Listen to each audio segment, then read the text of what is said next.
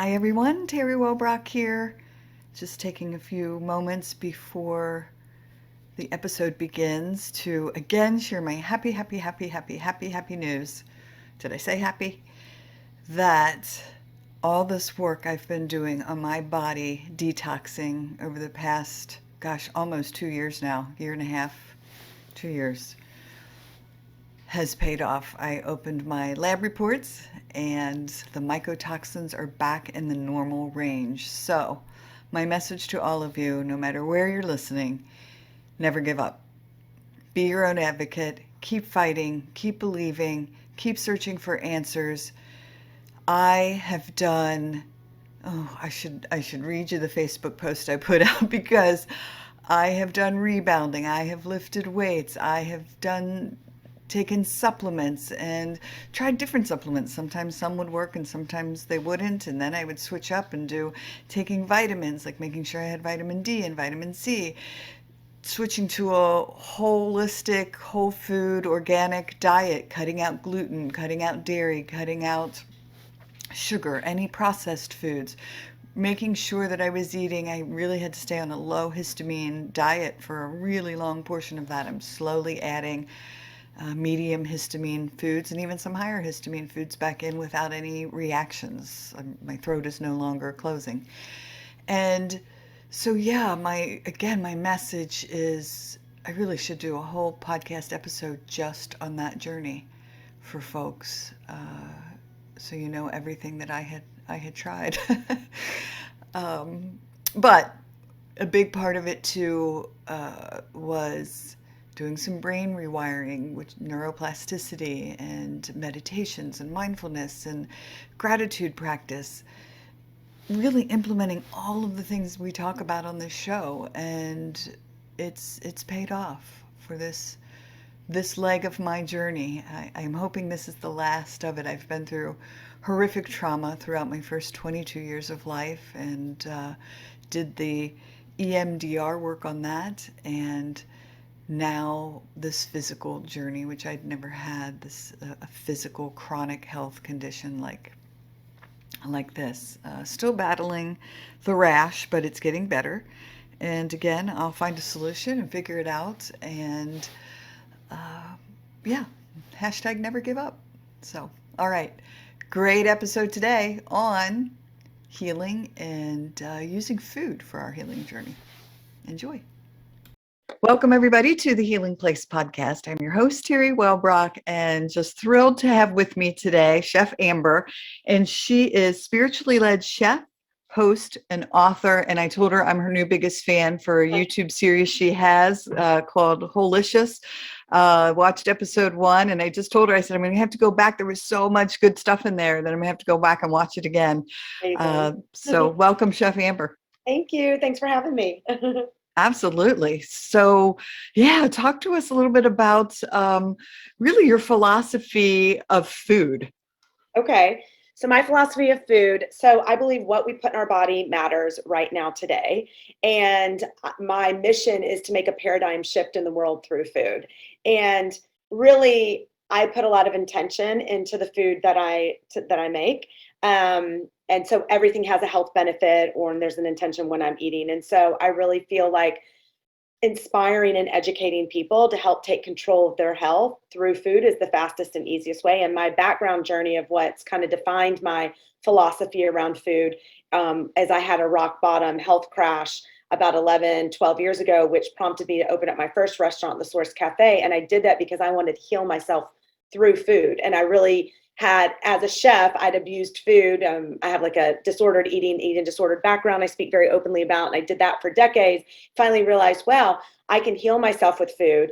And so then I started to turn my life around with the healing properties of food and healing myself and others. So yeah, I'm on a mission to continue to educate and inspire people to take control of their health. Yeah.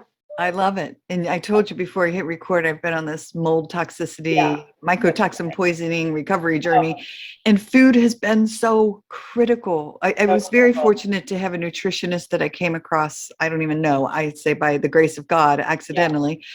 And I truly say she saved my life because cleaning up my gut health and really helping me to understand how the gut Yeah. uh, is so critical to our healing journey. Everything starts in the gut. It's all about the gut. I think I have a whole episode 4 is all gut health, on my cooking show, Wholicious. Yeah. So, and I have 3 recipes that I share that help promote a healthy gut. Yeah. I love it. I love it. So now, do you cook with organic foods? I mean, do you recommend organic, like Yeah. people grow their So, own? yeah, I mean, gosh, if I could have my own garden and grow my own, that's like step one. Or if you have the luxury of, I mean, I live in Southern California, so there's a farmer's market 6 days a week. So I can go establish relationships with farmers and support local farmers, even if they're not organic. You can ask about their farming practices, because sometimes the organic label is too expensive for small farms to afford, right? So as long as they're not spraying with Roundup and pesticides.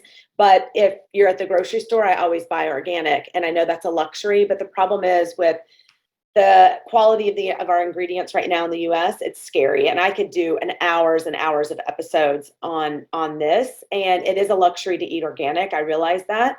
Obviously, if you can grow your own food, but the problem is right now the rise of glyphosate and spraying Roundup, and there's pesticides on our food. I mean, that causes cancer, gut, leaky gut. I mean, the list is so long. And it's scary. You know, we're allowed 175 different kind of preservatives and additives here in the US that are, it's illegal in Yeah. Europe. And so there's a reason that we're the fattest country, we're one of the sickest countries. We have one of the highest rates of heart disease and heart attacks and obesity and diabetes. There's a reason for that.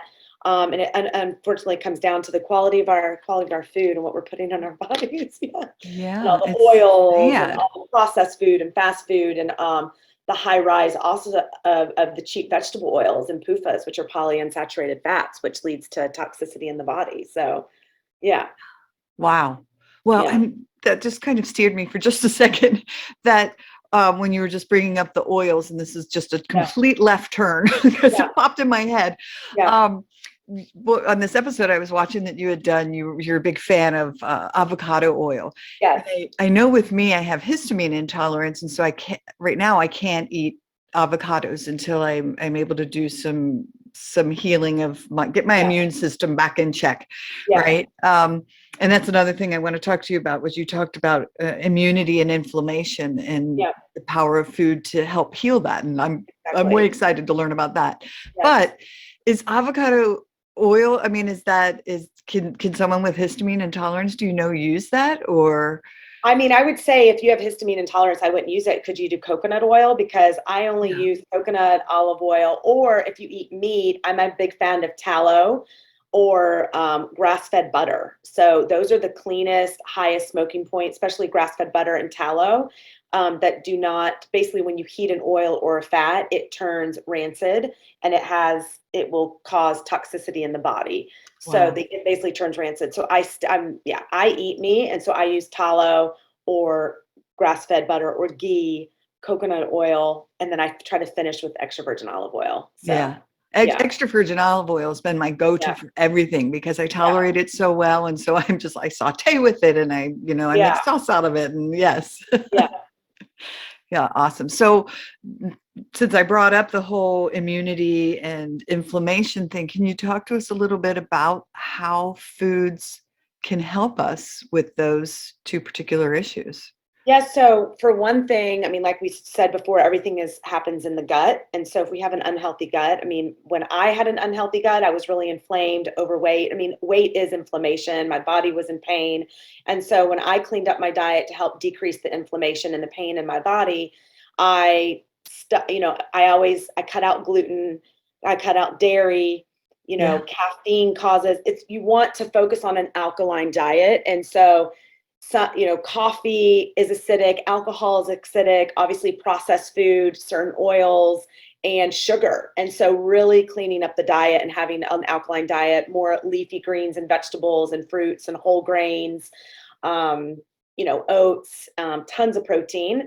And that is how I bring my inflammation down. And then for immunity, it's honestly, if you're fueling your body with the right foods, then your immune system should automatically start to increase, right? If we're constantly under stress and we're stress eating and we stop and we get the fast food or the candy bar or whatever, and then we're drinking at night, your immune system's going to be shot. And so it is, once you clean up your diet, the immune system already is going to improve because you're improving your gut. So some things that I add into my diet for gut health, immunity, and decrease inflammation would be bone broth, anything in the bone broth family.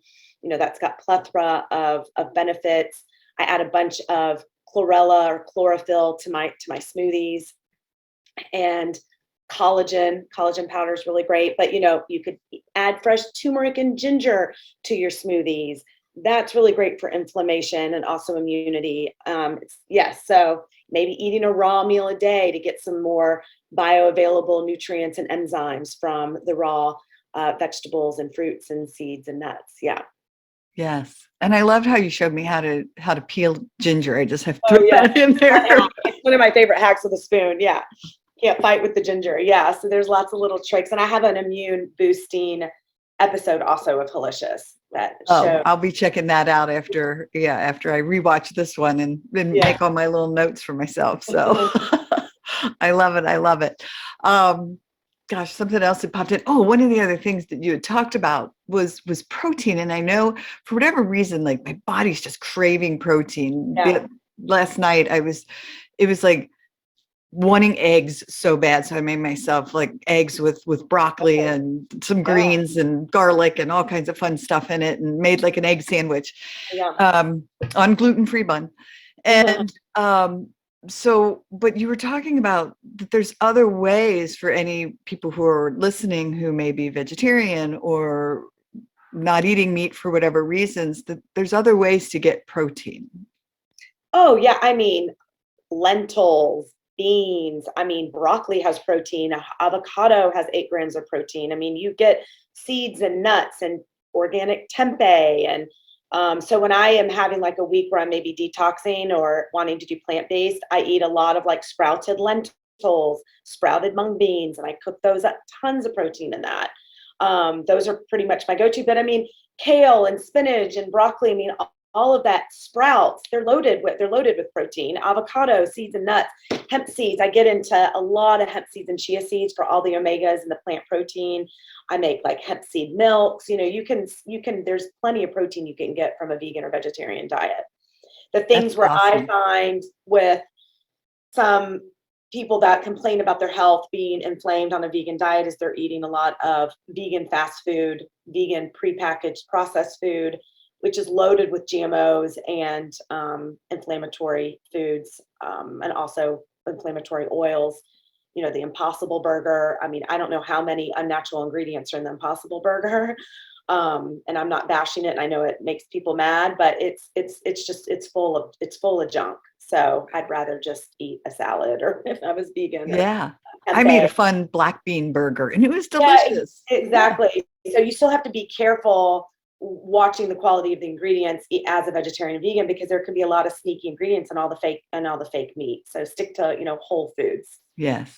Vegetables and grains. Yeah. We were so excited. I told you we live on Hilton Head Island. We live in a little community, and there was a waiting list they have a farm for people that you get a little plot that you can grow your own food. And so we just came off the waiting list in the last few weeks. And so, oh my gosh, every night we run to our garden and we check on our tomatoes and our community. That's so fun. Yeah, I know. So now we call ourselves farmers. Oh, that's fun. Yeah.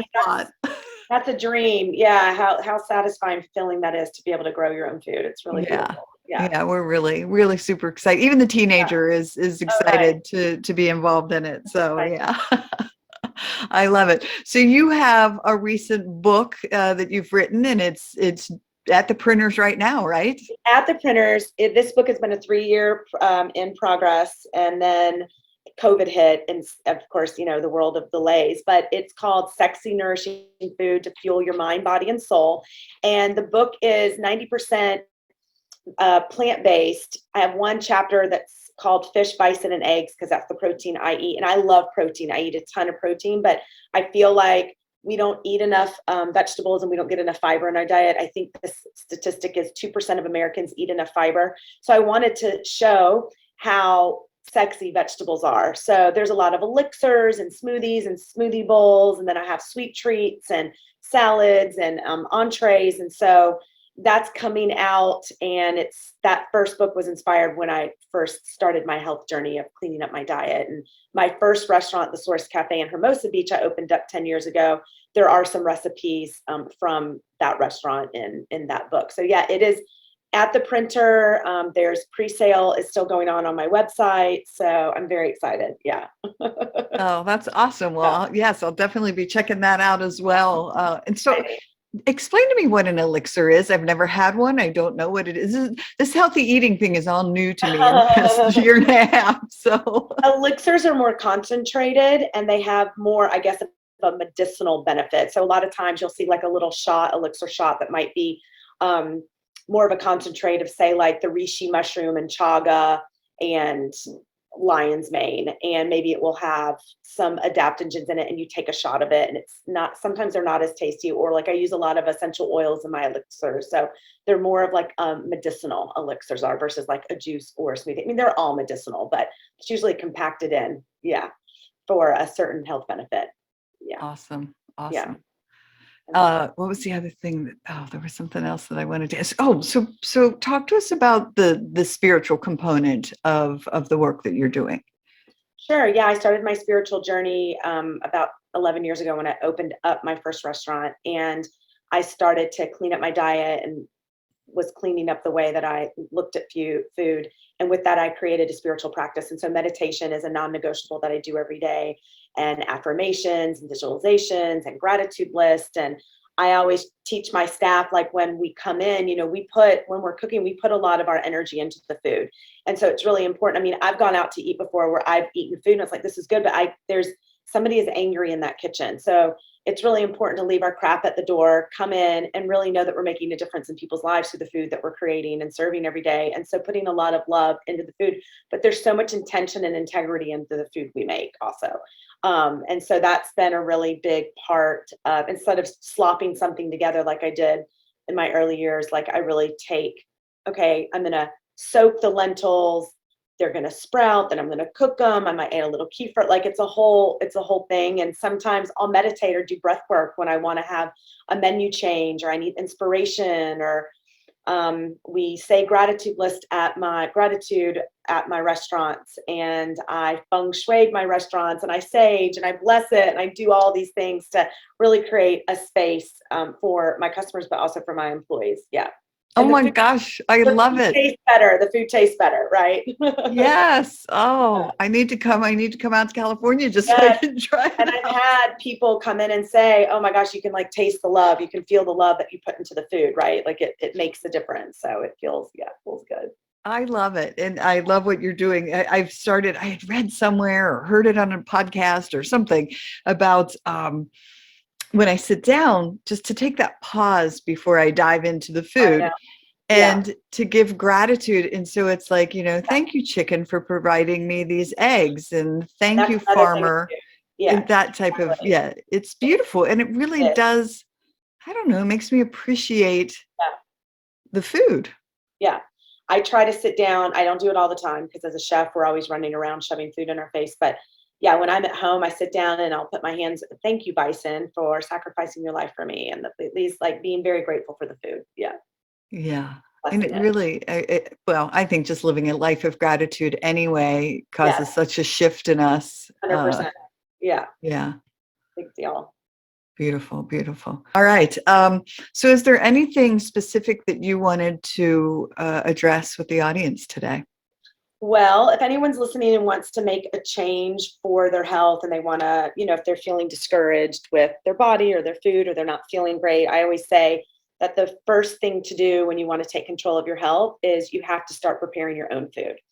And so one of my big topics I love to teach is about meal prepping and cooking your own food, because it is so hard, unfortunately, to, if somebody says, oh, okay, I'm feeling overweight and inflamed, my body's in pain, I'm having gut stuff, I think I have some food allergies. If you eat out 3-4 days a week, or you're at the whole food, prepared food bar, it's going to be really hard because unfortunately you can't be in control of the quality of the ingredients of every Right. little thing that you put into your mouth unless you have a restaurant like I do, right?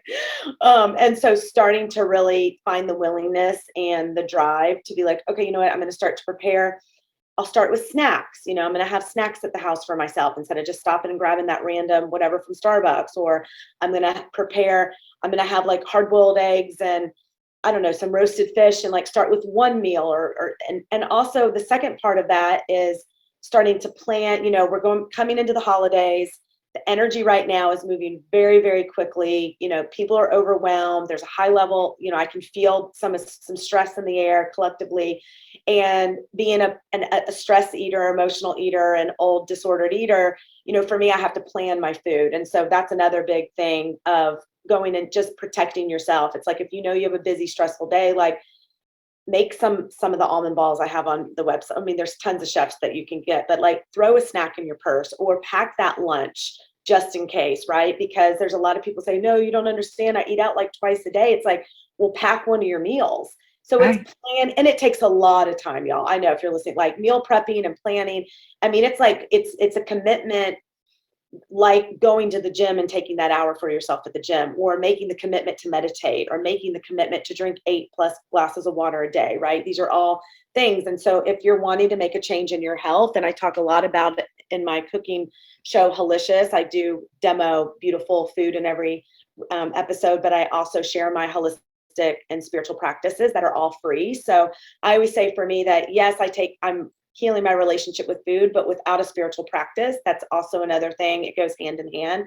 I need to wake up and have a meditation practice, a gratitude list, set myself up for the day. I need to choose to live in faith and not in fear, because if I'm anxious and overwhelmed and in fear starting my day, what do you think my food choices are going to do? It's going to basically match the vibration of my nervous system, right? I'm going to grab that thing that doesn't really make me feel that great, or have that extra cup of matcha or coffee when I didn't need it, versus if I can ground myself, even fake it till I make it. It's like, okay, I'm ready for this day. Now I'm able to fuel and nourish my body with the right food. So it's, yeah, like and I talk a lot each episode. I like talk about meditation and then visualization and then affirmations. And I do like a goddess dance and screaming and shaking my body. And there are all these things, getting outside, grounding, earthing. So it's teeny things that you can do, and starting to also notice, really listening to your body. It's like, oh, every time I eat gluten or cheese, I get a stomach ache. Well, maybe start a food journal. Or every time I have those certain types of nuts or that food, like it makes my stomach hurt. And then you can start to take the foods that don't make you feel good. Yeah. So that was Yeah. a lot, but that's, yeah. No, I love it. And I was saying Yeah. yay and amen to all of the above, especially all the practices that you do, because again, I implement so many of those. Yeah. And wow, just again, so healing. So Feeling, yeah. It's kudos important. to you. One of the things you did talk about, and again, it just popped up into my head, is salt and acid. You said those are Oh, I like love that. Yeah. two key ingredients, right, of a good meal. So I Yeah. know I've been adding a pinch of organic pink Himalayan Yes. salt to my water to help with electrolytes, because Oh, that that's was nice. my Yeah. electrolytes were crazy out of whack with this mold. Yes. So yeah, talk to us a little bit about that. Yeah, the salt and the acid, I almost wanted to write a book one day about that, but it really, you don't have to overcomplicate when you're cooking in the kitchen. If you have a piece of protein and a vegetable, choose an acid and choose a salt. What would an acid be? Orange. Orange juice is one of my favorite acids to use. Apple cider vinegar, sherry, probably sherry and orange is my favorite. Lemon. You need some good salt. If you go into a restaurant, you're like, God, this is so bland. If you literally ask for a little salt and some lemon, I guarantee you that savory dish would pop. So some people are like, God, I just can't get the flavor right. There's like 500 spices and herbs. It's like, you just need the right acid and salt. So I use pink Himalayan sea salt or Celtic gray salt. And my favorite acids are apple cider vinegar, sherry, and orange. And sometimes, yeah. And it literally, I make this meat dish where it's a chuck roast and I put lemon and a little sherry and salt, and I cover it for 3 hours, and it's so tender. And I cook it in like water sometimes, and Yeah. it's amazing. You don't really need anything besides acid and salt. When you're in a rush, like roast some carrots, drizzle a little olive oil, squeeze a little orange, and a pinch of salt. Done. You don't need like a sauce, and I mean you can, but that's the fast way. Yeah. Right. And I love that you say that. I love you bring that up because so many people get really scared. I know I was one of them Yeah. about like cooking. Like, oh my Yeah. gosh, I don't know what my mom was a gourmet cook. She ran a little catering company and I was Okay. always like, oh, I can't cook like my mom. Yeah, it can be Um, yeah, terrifying. and it's scary. But the other night we got the Instapot out and That's grabbed a fun. little pork tenderloin and Yeah. I'm limited on what I can eat with histamine Yeah. intolerance. So I can't do apple cider vinegar right now, but I was like, oh, we have these apples here. So I chopped up That's some it. apples because I was Yeah. like, it'll still give the sweetness. Yeah. And anyway, I was just learning to exchange things and try Yes. things. And There it's you just go. fun. That is Yeah. fun. I'm glad you said that because I always teach, like, don't take yourself too seriously in the kitchen. I mean, some of my best mistakes, some of my best creations, I always say they're called happy accidents. I can't tell you how many menu items make it on both of my restaurants menu out of something I thought I was about to throw away. And then I'll taste it and be like, oh my gosh. And I have something on there right now that's like famous and it was about to be in the trash. So like substitute stuff. Like don't get, I'll have friends that call me, oh, it calls for thyme, but I only have rosemary. It's like, don't freak out. Like add different herbs, add even like some carrot tops, or if you don't have sherry vinegar, use red wine vinegar, or use the juice of a lemon. So yeah, it's just like figuring it out, subbing, and not being afraid to make mistakes because you never know what you're going to create from that mistake. Yes. Well, Yeah. and it turned out delicious. I'm just saying. I was Yeah. like, wow, all Yeah. right. I couldn't Yeah. use half the ingredients, but it's still Yeah. amazing. Delicious. But Yeah. we put water in instead of whatever it had called for. And I Exactly. was You don't like, really need, I mean, it's literally water, salt, apples. Like it's, don't overcomplicate it. Yeah. right, That's right. great. Beautiful, beautiful. Amazing. Well, again, this has just been such a joy to have you on. Thank And you. how do people connect with you? So on Instagram, I'm Chef Amber LA.